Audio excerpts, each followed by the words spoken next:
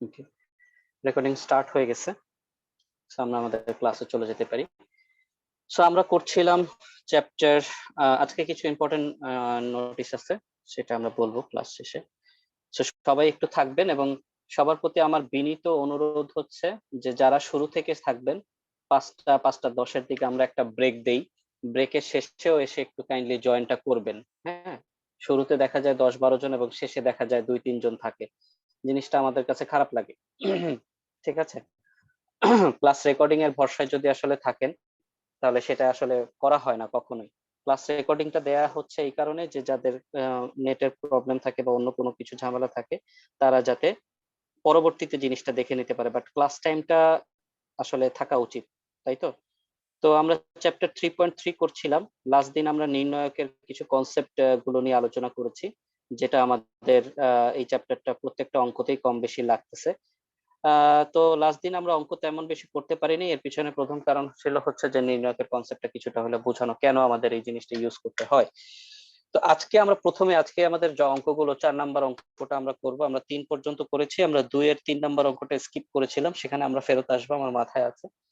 তো আজকে আমরা যে জিনিসটা নিয়ে কথা বলবো সেটা হচ্ছে 3টি বিন্দু একই রেখায় অবস্থিত। 3টি বিন্দু একই রেখায় অবস্থিত, যদি এরকম কোনো কিছু থাকে। 3টি বিন্দু একই রেখায় অবস্থিত। সো শুরুতেই একটা কথা আবার বলে নেই, সবাই আশা করি শুনতেছেন, যারা এখন এই মুহূর্তে আছেন অনলাইনে।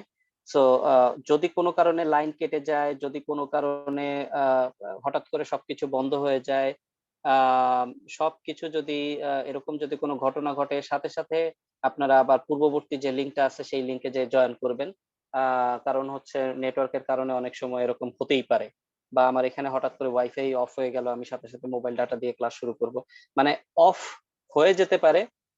মানে হয়তো 40 মিনিট কাভার হয়ে যাবে, আমরা খেয়াল করলাম না 40 মিনিট কাভার হয়ে গেল। বাট রিকোয়েস্ট রইলো, ক্লাস টাইমে আবার ওই একই লিঙ্কে, বারবার লিঙ্ক দেওয়ার দরকার নেই, আমার ওই লিঙ্কটা একদম কমন লিঙ্ক, এটা আমার নিজের পার্সোনাল আইডি দিয়ে কমন লিঙ্ক। সো এই লিঙ্কটাতে আবার দয়া করে সবাই সাথে সাথে জয়েন করবেন।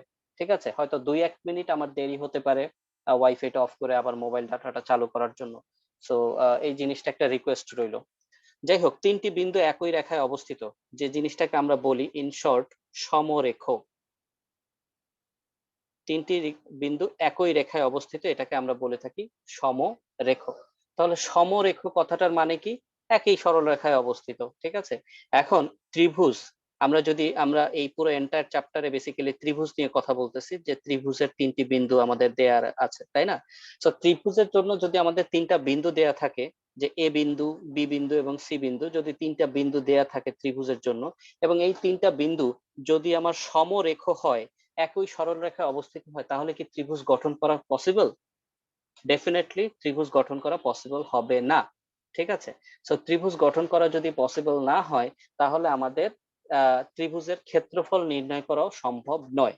সো 3টি বিন্দু যদি দেয়া থাকে এবং যদি বলা হয় যে ত্রিভুজের ক্ষেত্রফল নির্ণয় করো, তাহলে 3টি বিন্দু দ্বারা গঠিত যে সরল রেখা, সেখান থেকে যদি ত্রিভুজের ক্ষেত্রফল বের করতে বলা হয়, সেখানে তো ত্রিভুজ গঠন করাই সম্ভব নয়, তাহলে সেখানে তো ক্ষেত্রফল আসাও পসিবল না।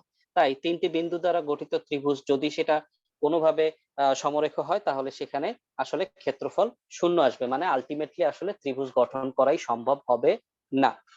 এইটা হচ্ছে আজকের লেকচারের একদম মূল বেসিক, যে 3টা বিন্দু যদি সমরেখ হয়, সেক্ষেত্রে যদি বলে যে ত্রিভুজ গঠন করা সম্ভব হবে কিনা, উত্তর হচ্ছে হবে না। যদি 3টা বিন্দু সমরেখ হয়, যদি বলে যে ত্রিভুজ ক্ষেত্রফল কত হবে, সেক্ষেত্রে ক্ষেত্রফল 0 হবে। যদি বলে যে এ বি সি 3টা বিন্দুর মধ্যে যে কোনো একটা বিন্দুর মান আননোন, যে এই মানটা কত হবে যদি বিন্দু 3টি সমরেখ হয়, সেক্ষেত্রে আমরা সেই ক্ষেত্রফল 0 ব্যবহার করে সেটার মান বের করব। দ্যাট মিনস আমাদের এই কনসেপ্টটা শুধু মাথায় রাখলেই হবে, যে আমরা জানি ত্রিভুজ গঠন করতে গেলে অবশ্যই অবশ্যই ত্রিভুজের 2টি বাহুর যোগফল 3য় বাহু অপেক্ষা বৃহত্তর হতে হবে। সো সমরেখ হলে ত্রিভুজ গঠন করা সম্ভব নয়, সেক্ষেত্রে ক্ষেত্রফল 0 হবে। এই কনসেপ্টটা ব্যবহার করেই, এই একটা মাত্র কনসেপ্ট ব্যবহার করেই আমরা বাকি সবকিছু করতে পারি। তো মাসুম বলতেছো ফিজিক্স অফলাইনে পড়ছি, গুড। বাট আমরা এই মুহূর্তে অফলাইনে যদি অফলাইনে যাওয়ার কথা বলো, এখন পর্যন্ত অফলাইনে যাওয়ার মতো অবস্থা এখনো পাইনি আমাদের। এখনো লকডাউন চলতেছে, প্লাস করোনার ভয়াবহতাটাও দিন দিন বাড়ছে। তো আমরা আরেকটু চিন্তা করতেছি অফলাইনে যাওয়ার ব্যাপারে। সো আমি চাচ্ছি অফলাইনে যাওয়ার জন্য, বাট যতদিন না পর্যন্ত যেতে পারতেছি ততদিন পর্যন্ত অনলাইনে আসলে চলবে। সো ঠিক আছে, এতটুকু পর্যন্তই। আর কোনো কোনো কোয়ারি থাকলে বলতে পারো। তো আমরা 4-এর 1 নম্বর অঙ্কতে চলে যাচ্ছি। 4-এর 1 নম্বর অঙ্ক, এই এই কনসেপ্টটাকে কাজে লাগিয়ে আমরা 4-এর 1 নম্বর অঙ্কতে চলে যাচ্ছি। সো 4-এর 1 নম্বর প্রশ্নটা যদি পড়ো তোমরা, যে প্রমাণ করো যে 2,1, 5,-1 এবং 8,-3 বিন্দুগুলো একই সরলরেখায় অবস্থিত। তো এটা আমাকে প্রমাণ করতে হবে। তো আমরা এসএসসি তে এটা কি করেছি? এসএসসি তে আমরা এই এই একই প্রশ্ন ছিল, সমরেখার প্রশ্ন আমাদের ছিল, হ্যাঁ, এসএসসি তে। তো আমরা কি করেছি, আমরা এই 3টা বিন্দু দিয়ে বিন্দু 3টির মান আমরা বের করেছি। দ্যাট মিনস 3টা বাহুর মান বের করেছি, এবং 3টা বাহুর মান বের করার পরে দেখিয়েছি যে দুটি বাহুর যোগফল তৃতীয় বাহুর সমান। সো দুটি বাহুর যোগফল যেহেতু তৃতীয় বাহুর সমান, তার মানে অবশ্যই বিন্দু 3টি সমরেখ। তো এখন আমরা এই কাজ করব না, যেহেতু আমরা নির্ণায়কের কনসেপ্ট কিছুটা হলেও শিখেছি, সেই কনসেপ্ট ব্যবহার করে আমরা ত্রিভুজ গঠন করব। কিভাবে? মনে করি মনে করি 3টা যে বিন্দু, সেই 3টা বিন্দু দ্বারা আমরা ত্রিভুজ গঠন করছি। কিরকম? মনে করি এ এ হচ্ছে আমাদের 2,1, বি বি হচ্ছে আমাদের 5,-1, সি আমরা 8,-3। বিন্দুগুলো বিন্দুগুলো এবিসি ত্রিভুজের এবিসি ত্রিভুজের 3টি শীর্ষবিন্দু। এবিসি ত্রিভুজের 3টি শীর্ষ বিন্দু। সবাইকে রিকোয়েস্ট আবারও করছি, যারা পরে জয়েন করেছো, ক্লাস কোনো কারণে কেটে গেলে রিজয়েন করবে। এটার জন্য আলাদা করে আর লিংক দেওয়ার কোনো প্রয়োজন নেই, একই লিংকে রিজয়েন করবে। এবং সবাই কাইন্ডলি শেষ পর্যন্ত থেকো। আমরা মাঝখানে নামাজের জন্য 10-12 মিনিটের একটা ব্রেক দিব, তারপরে সবাই কষ্ট করে জয়েন করো। সো এবিসি ত্রিভুজের 3টি শীর্ষবিন্দু। এখন আমরা যদি বলি যে ত্রিভুজ এবিসি এর ক্ষেত্রফল, ত্রিভুজ এবিসি এর ক্ষেত্রফল। সো ত্রিভুজ এবিসি এর ক্ষেত্রফল, এই ক্ষেত্রফলটা যদি শূন্য আসে, তার মানে এখানে কোনো ত্রিভুজ গঠন করা হয় নাই, এবং ত্রিভুজ গঠন করা হয় নাই মানে বিন্দু 3টি সমরেখ। সো আমরা যদি ক্ষেত্রফল নেই, হাফ, আমরা আগের দিন এটা বিস্তারিত করেছি, x1, x2, x3, y1, y2, y3। So x1 হচ্ছে 2, x2 হচ্ছে 5, x3 হচ্ছে 8, y1 হচ্ছে 1, y2 হচ্ছে -1, y3 হচ্ছে -3, এন্ড লাস্ট কলামটা 111। এটা আমরা সবাই কম বেশি জানি। এখন আমরা চাইলে রো থেকে রো বিয়োগ করেও করতে পারি, অথবা এটাকে আমরা কি বলা যায় যে বিস্তৃত করতে পারি। সো বিস্তৃত করার জন্য আমাকে যে জিনিসটা করতে হবে, আমাকে একটা প্লাস, তারপরটা মাইনাস, তারপরেরটা প্লাস ধরে নিতে হবে। বাট সেটা আমাদের প্রশ্নে মানে খাতায় উল্লেখ করার প্রয়োজন নেই। আমি যে রেড পেন দিয়ে যে জিনিসটা করলাম, সেটা খাতায় উল্লেখ করার কোনো প্রয়োজন নেই। ঠিক আছে? সো হাফ, এখন আমি যদি বিস্তৃত করি, হাফ 2। সো আমরা লাস্ট দিন এটা বিস্তারিত বলেছি যে 2, এই 2 রিলেটেড কলাম বাদ যাবে, সারি বাদ যাবে, গিয়ে কি থাকবে? থাকবে -1 1, -3 +1, থাকবে -1 1, -3 +1। আমি আরো একটা ব্যাপারে তোমাদের প্রতি ডিসঅ্যাপয়েন্টেড। দেখো, প্রত্যেকটা মানুষকে কিন্তু যদি ফোন দিয়ে আমার হোমওয়ার্কের জন্য আসলে বলতে হয়, জিনিসটা আসলে তোমাদের মতো এখন এই বয়সের মানুষের কাছ থেকে আশা করা যায় না। যে আমি অঙ্কগুলো করাচ্ছি, হোমওয়ার্কটা কিন্তু আমি আশা করতেই পারি যে তুমি আমাকে প্রোভাইড করবে। সেটার জন্য কিন্তু আমাকে প্রত্যেকবার যদি প্রত্যেক ক্ষেত্রে ফোন দিতে হয়, জিনিসটা লজ্জাজনক, রাইট? ফাইন, 2 এর সাপেক্ষে আমরা বিস্তৃত করলাম -1, -1 এর সাপেক্ষে যদি বিস্তৃত করতে চাই, তাহলে -1 রিলেটেড কলামটা বাদ যাবে, সারিটা বাদ যাবে, অবশিষ্ট থাকবে 5 8, অবশিষ্ট থাকবে 5 8, এবং এদিকে অবশিষ্ট থাকবে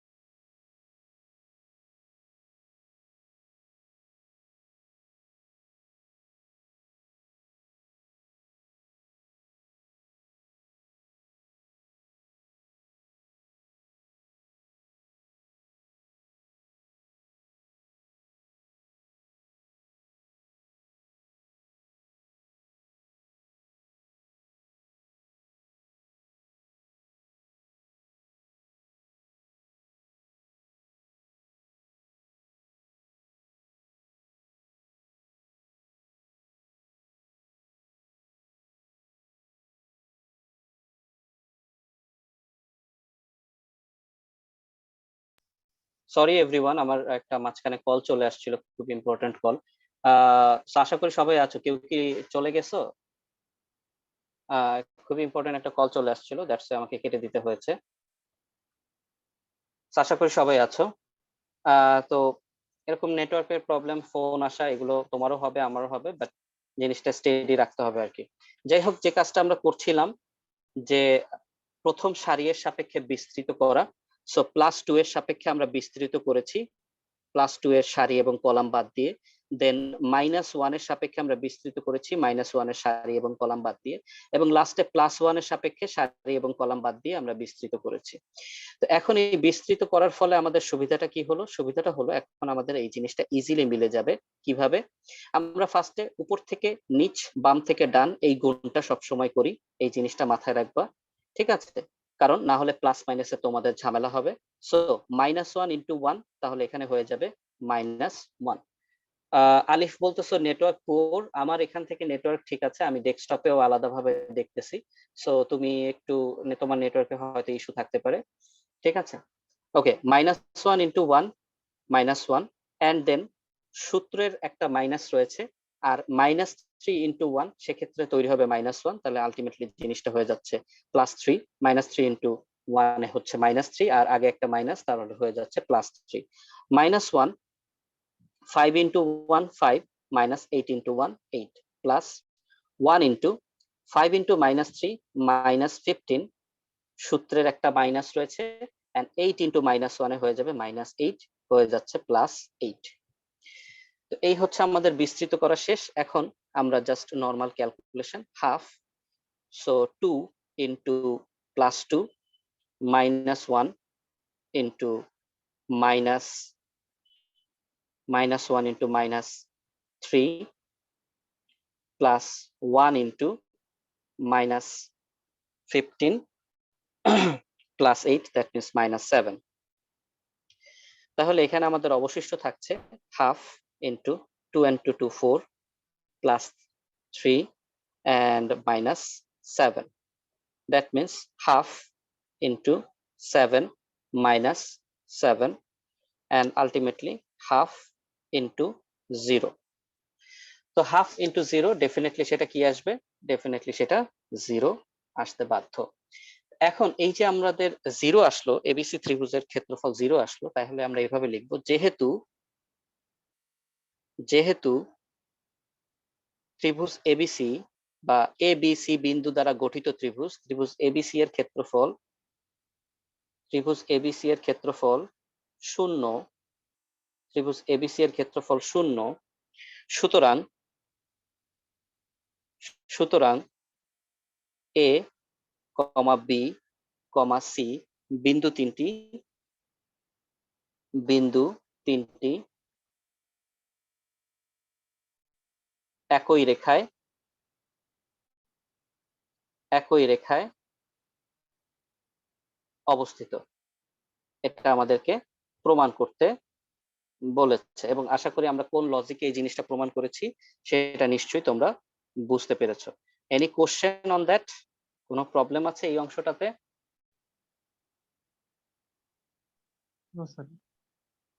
ফাইন, থ্যাংক ইউ। কারণ বলতে পারো? ঠিক আছে, আমরা পরবর্তী অঙ্কতে চলে যাচ্ছি। সো পরবর্তী অঙ্কটা 4-2। 4-2 কি বলছে? এইচ এর মান কত হলে তিনটা বিন্দু দেয়া আছে, বিন্দু তিনটি সমরেখ হবে। একই ক্যাটাগরির অঙ্ক, জাস্ট মান মানে সমরেখ হবে কত হলে সেটা আমাদেরকে বলে দেয়, মানে নির্ণয় করতে হবে। একই জিনিস, এখানেও বিন্দুগুলোর নাম দেয়া নেই, তাহলে আমরা বিন্দুগুলোর একটা নাম দিতে পারি। সেটা হচ্ছে, মনে করি একই অঙ্ক, একটু দ্রুত করে ফেলি। মনে করি এ হচ্ছে 2, 3, বি হচ্ছে -4, -6, এবং সি হচ্ছে h, 12। এখন এই এইচ এর মান বের করাটাই হচ্ছে আমাদের টার্গেট। আচ্ছা, তাহলে এই বিন্দু,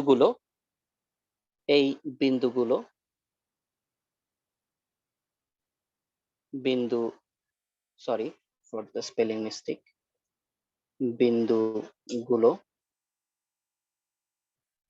এবিসি ত্রিভুজের এবিসি ত্রিভুজের তিনটি শীর্ষবিন্দু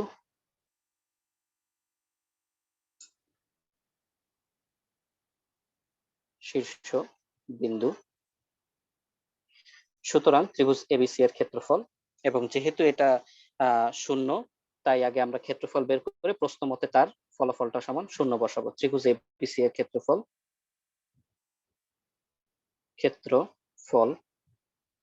সমান half x1 x2 x3, so তার মানে 2 - 4 h, এবং y1 3 y2 -6 y3 12, এবং লাস্ট কলাম হচ্ছে 1 1 1। সো আমাদের সাজানো শেষ। এখন আমরা বিস্তৃত করব। আমরা সচরাচর প্রথম সারি দিয়েই বিস্তৃতটা করি। সো আমরা এটাকে প্লাস মাইনাস প্লাস হিসাব করে বিস্তৃত করে ফেলি। হাফ 2 সারি কলাম বাদ দিয়ে রইল -6 1 12 1। আশা করি বুঝতে পেরেছো কেন। -3 সারি কলাম বাদ দিয়ে -4 h 1 1, +1 এর সাপেক্ষে বিস্তৃত করছি সারি কলাম বাদ দিয়ে -4 h -6 12 শেষ। এখন আমরা বিস্তৃত করছি এটার সাপেক্ষে হাফ। সো কোন দিক থেকে ফার্স্ট গুণ সেটা নিশ্চয়ই আর বলে দিতে হবে না। 6 × 1 -6 -12 × 1 -12, -3 -4 × 1 -4 -h × 1 -h, +1 -4 × 12 -48, and মাইনাস সূত্রের মাইনাস -6 × h, তাহলে হয়ে যাবে +6h। নাইস। হাফ 2 × -6 and -12 হয়ে যাচ্ছে -18, -3 এটা একবারে গুণ করে ফেলা যায়, সেটা হচ্ছে -3 × -4, এটা হয়ে যাচ্ছে +12, -3 × -h হয়ে যাচ্ছে +3h, and প্লাসে মাইনাসে -48, and প্লাসে প্লাসে +6h। ফাইন। তাহলে এখানে আমাদের অবশিষ্ট রইল 18, -18 গুণ 2, তার মানে এখানে হচ্ছে 36 in মাইনাস +12 +3h -48 +6h। এই হচ্ছে আমাদের পার্ট।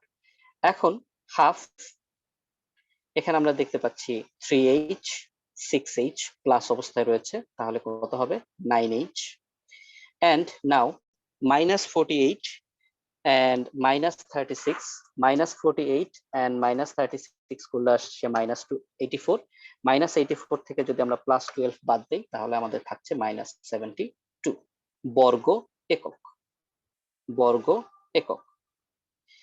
এখন আমাদেরকে কিন্তু প্রশ্নে বলে দিয়েছে যে এটা সমরেখ হলে দেন এইচ এর মান আমাকে বের করতে হবে, তাই না? সমরেখ হলে দেন এইচ এর মান বের করতে হবে। তাহলে আমরা জানি যে সমরেখ কখন হবে, যখন ক্ষেত্রফলের মান কি হবে, 0 হবে। তো এই কথাটা আমরা লিখবো। আমরা জানি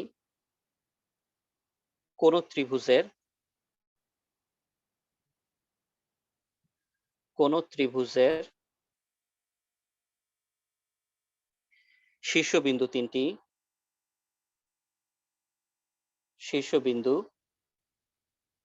এটাকে আমি থিওরি আকারে লিখছি, তোমরা এটা মনে রাখবে সবসময়, এমসিকিউতে খুব হেল্প করবে।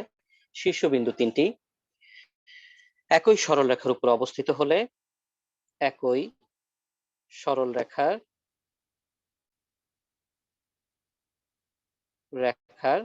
উপর অবস্থিত হলে, ব্যাপারটা হাস্যকর যে ত্রিভুজের তিনটি শীর্ষবিন্দু একই সরলরেখার উপর অবস্থিত হলে তো আসলে ত্রিভুজই গঠন হবে না, রাইট? একই সরলরেখার উপর অবস্থিত হলে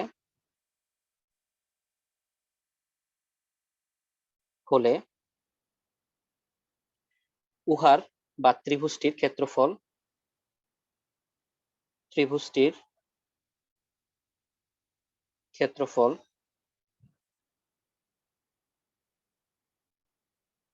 শূন্য হয় বা শূন্য হবে। এটা থিওরি, এটা তোমার না লিখলেও চলবে, আমি জাস্ট তোমাদের শেখানোর জন্য বোঝানোর জন্য এই জিনিসটা থিওরিটা লিখলাম, এটা তোমার না লিখলেও হবে পরীক্ষার খাতায়, ঠিক আছে? তাহলে আমি সরাসরি বলে দিতে পারি। সুতরাং প্রশ্ন মতে আমরা যে ত্রিভুজ এবিসি এর ক্ষেত্রফল বের করেছি এটা সমান সমান কত হবে? ডেফিনেটলি শূন্য। That means half into 9h minus 72 is equals two কি হবে? 0। তাহলে এটা যদি শূন্য হয়, এখন হাফ ওই পাশে গিয়ে হয়ে যাবে 2, শূন্যের সাথে 2 গুণ করলে সেটা শূন্যই হবে। So 9h minus 72 is equals to 2, যা is equals to 0, sorry. So 9h পক্ষান্তর করলে হবে 72, এন্ড বা h is equals to 72 divided by 9। সুতরাং h ইজ ইকুয়ালস টু আমাদের হবে 8। তার মানে h ইজ ইকুয়ালস টু 8 হলে h ইজ ইকুয়ালস টু 8 হলে বিন্দু তিনটি সমরেখ হবে, হলে বিন্দু তিনটি সমরেখ হবে, বিন্দু তিনটি সমরেখ হবে। এমসিকিউতে তোমরা বেশ এই কনসেপ্টটা পাবে, সমরেখ হবে। আশা করি আমি এই অঙ্কটা বোঝাতে পেরেছি। কারো কোনো কনফিউশন আছে এই অঙ্কটার জন্য? কারো কোনো কনফিউশন আছে? Okay, fine, thank you for the response. আমরা 4-এর 3 নম্বর অঙ্কটাতে চলে যাচ্ছি। 4-এর 3 নম্বরটা আমি করাবো না, প্রশ্নটা মনোযোগ দিয়ে পড়ি। কোন ত্রিভুজের তিনটি শীর্ষবিন্দু 2, -1, এটা বেশ কয়েকবার বোর্ডে আসছে, a+1, a-3, a+2, a হলে ক্ষেত্রফল নির্ণয় করো। তাহলে আমার কোন ত্রিভুজের তিনটি শীর্ষবিন্দু রাশি আকারে দেয়া রয়েছে। ওকে মাসুম, থ্যাংক ইউ, লাস্ট পেজে যান। আচ্ছা ঠিক আছে, লেখো। আমাদের কি বলেছে যে 4-এর 3 নাম্বারটাতে তিনটি বিন্দু দেয়া রয়েছে, তিনটি বিন্দুতে কি করতে বলেছে? তিনটি বিন্দু দেয়া রয়েছে, এখন এই তিনটা বিন্দুর সাহায্যে ক্ষেত্রফল নির্ণয় করো। ডেফিনেটলি আমরা ক্ষেত্রফল নির্ণয় করতে পারবো, রাশির মাধ্যমে আসবে। এবং তারপরে বলেছে এ এর মান কত হলে বিন্দুগুলো সমরেখ হবে, এ এর মান কত হলে বিন্দুগুলো সমরেখ হবে। বলো তো 4-এর 3 নাম্বারটা করতে পারবে নাকি আমি করে দিব? পারবো স্যার। পারবে। আমি 4-এর 4 নাম্বারটা করে দিব। 4-এর 4 নাম্বারটা আমি করে দিব। একই প্রশ্ন, দেখো একই ক্যাটাগরির প্রশ্ন, যে এর মান কত হলে এত এত এত বিন্দু তিনটি একই সরল রেখায় অবস্থিত হবে। এটা ঢাকা বোর্ড 11-তে আসছে, 13-তে আসছে, একই প্রশ্ন, একই প্রশ্ন, ঠিক আছে? এর মান কত হলে এই জিনিসটা হবে, একই প্রশ্ন। তাহলে আমরা আগে কি করব? ক্ষেত্রফল নির্ণয় করব, এবং ক্ষেত্রফলকে শূন্যের সাথে কম্পেয়ার করে এর মান নির্ণয় করব। সো 4-এর 4 নাম্বারটা আমি করে দিচ্ছি, ঠিক আছে? সো 4-এর 4 নাম্বারটা, আশা করি 4-এর 3 নাম্বারটা পারবে। 4-এর 3 আর 4 সেম জিনিস। সো একটা অঙ্ক আমি এক্সট্রা তোমাদের করতে দিচ্ছি।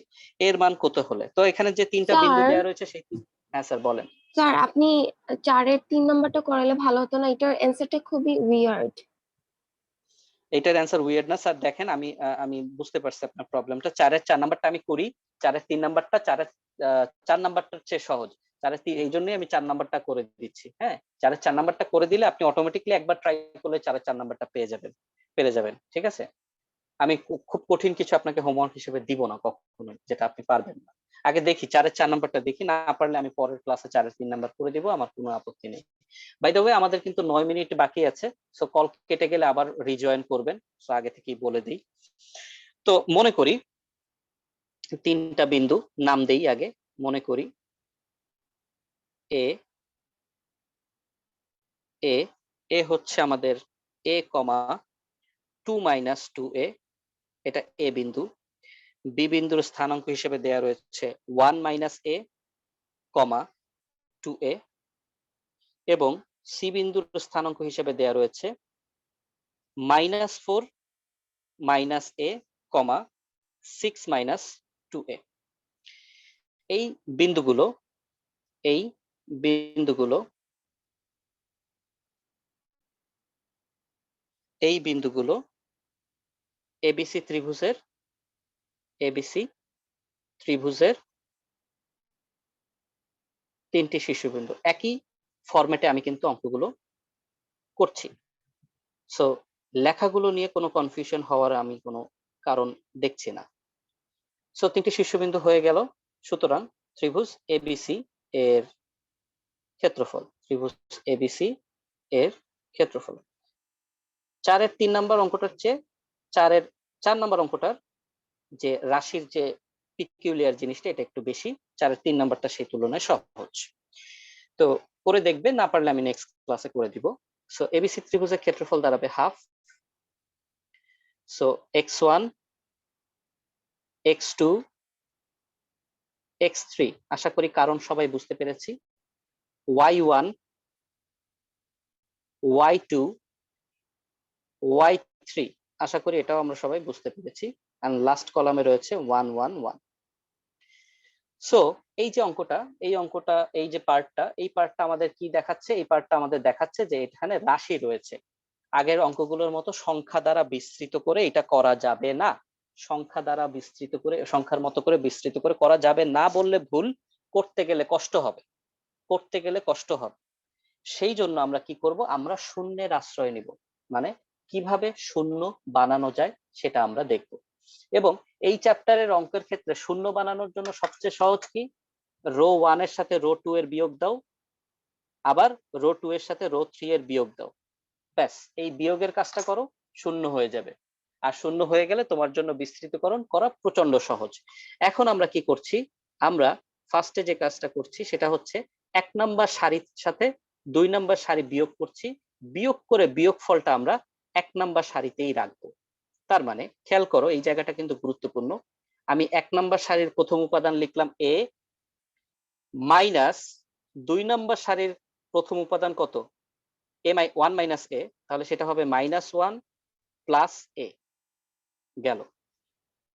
প্রথম সারির দ্বিতীয় উপাদান হচ্ছে 2 মাইনাস 2a, দ্বিতীয় সারির দ্বিতীয় উপাদান হচ্ছে -2a, প্রথম সারির তৃতীয় উপাদান 1, দ্বিতীয় সারির তৃতীয় উপাদান 1। তাহলে আমরা কি কাজটা করলাম? আমরা যে কাজটা করলাম, রো 1 এ আমরা একটা ফলাফল রেখেছি, এই জন্য r1 প্রাইম দ্বারা আমরা এটাকে ডিসক্রাইব করতেছি। কি করেছি এখানে? রো 1 থেকে রো 2 আমরা বিয়োগ দিয়েছি। নাইস। তাহলে এই কাজটা আরেকবার করব।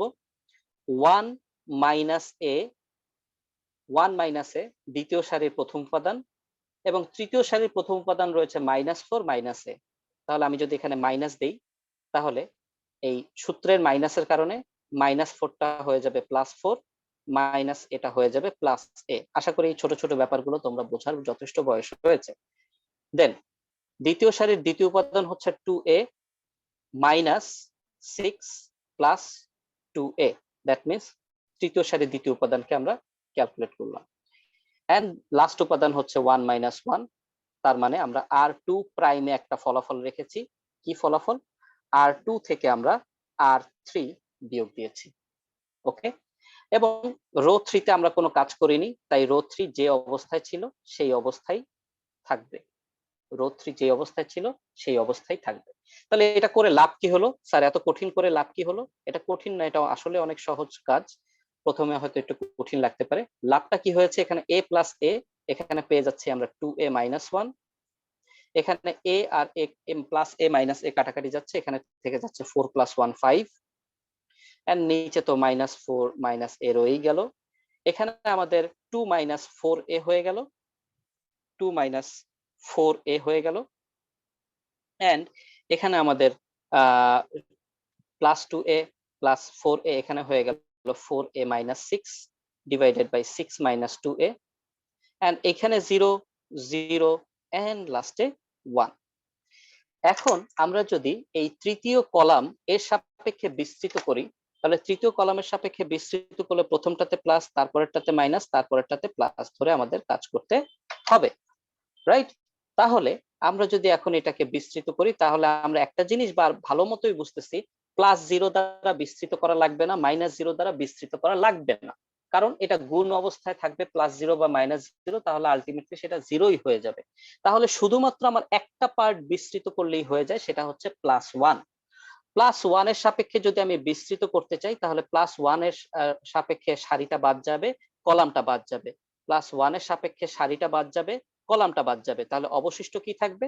অবশিষ্ট থাকবে 2a minus 1, this one, and এখানে থাকবে 5, এখানে থাকবে 2 মাইনাস 4a, এখানে থাকবে 4a মাইনাস 6। এই জিনিসটা অবশিষ্ট থাকবে। ঠিক স্যার আছে, হ্যাঁ স্যার আবার বলেন। একটু রিপিট করবেন। হ্যাঁ ঠিক আছে, আমি রিপিট করছি। সো আমরা একটু আগেরটাতে দেখে আসি, আগের একটা পার্ট দেখে আসি। আমরা জানি যে আমরা যদি বিস্তৃত করি, আমি একটু এই পার্টটা দেখাই। আমরা যদি বিস্তৃত করি তাহলে যার সাপেক্ষে বিস্তৃত করছি +2 -1 +1, যার সাপেক্ষে বিস্তৃত করছি সেই জিনিসটা আসলে কি অবস্থায় থাকে? গুণ অবস্থায় থাকে, রাইট? সেই জিনিসটা আসলে গুণ অবস্থায় থাকে। আচ্ছা জাস্ট এ সেকেন্ড, আমি একটু চেক করি কেউ ওয়েটিং এ আছে কিনা। আচ্ছা, সো যার সাপেক্ষে আমরা বিস্তৃত করি সেই জিনিসটা আসলে কি অবস্থায় থাকে? গুণ অবস্থায় থাকে। ঠিক আছে, এখন যদি এমন কোনো ঘটনা ঘটে যে আমার যার সাপেক্ষে বিস্তৃত করব সেই বিস্তৃত করার মধ্যে দুইটা উপাদানই আমার জিরো চলে আসছে, তাহলে সেইটাকে আলাদা করে কি আমার আর উল্লেখ করার কোনো রকমের প্রয়োজন রয়েছে? কোনো রকমের কিন্তু প্রয়োজন নেই, কারণ এই জিরো দ্বারা আমি যদি বিস্তৃত করি বা এই -0 দ্বারা, এটা আসলে কি হবে? গুণ অবস্থায় আছে এবং এটা শূন্য হয়ে যাবে। তাই আমরা এই দুইটা দ্বারা বিস্তৃত করার এড়ানোর জন্যই আসলে এই শূন্যটা নিয়ে আসি। তাহলে আমাদের অবশিষ্ট থাকে যে জিনিসটা, সেটা সাপেক্ষে যদি বিস্তৃত করি তাহলে আমাদের ফলাফলটা অনেক সংক্ষিপ্ত হয়ে যায়। তাহলে এখানে +1 রয়েছে, +1 এর সাপেক্ষে আমি যদি সারি এবং কলাম বাদ দেই, আমাদের অবশিষ্ট থাকে 2 - 1, 2 - 4a এবং 5, 4a - 6। এখন এই জিনিসটা আমাদের অবশিষ্ট রয়েছে। এখন আমাদের স্বাভাবিকভাবে এটা কি করতে হবে? আড়াআড়ি গুণ করতে হবে। তাহলে আড়াআড়ি গুণ করে যদি 1 গুণ অবস্থায় রয়েছে তাহলে 1 আর লেখার প্রয়োজন পড়ছে না। তাহলে 2a - 1 ইন্টু 4a - 6, এইটা ফার্স্ট গুণ হবে। 2a - 1 ইন্টু 4a - 6, এটা গেল প্রথম গুণ, মাইনাস 5 ইন্টু 2 - 4a, এটা গেল পরবর্তী গুণ। খেয়াল রাখবো প্রথম গুণটা কিন্তু ঠিকঠাক রাখতে হবে। এখন আমরা এটা কিন্তু কি করব? ভাঙবো কিভাবে? 2a ইন্টু 4a, তাহলে 8a square minus 12a minus 4a plus 6 minus 10 plus 20a, দেন হাফ 8a স্কোয়ার। তাহলে এখানে রয়েছে 20a, এখানে রয়েছে 12a, এখানে রয়েছে প্লাস 4a, তাহলে আলটিমেটলি আসলে কি বাকি থাকবে?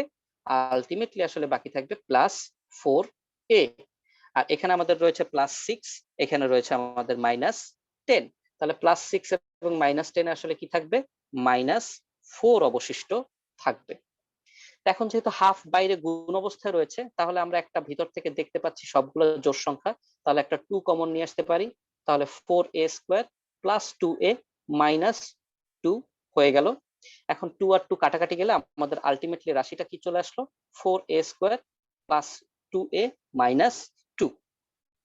তো এই যে 4a square plus 2a plus -2 হলো, এইটা এখন পরস্পর আসলে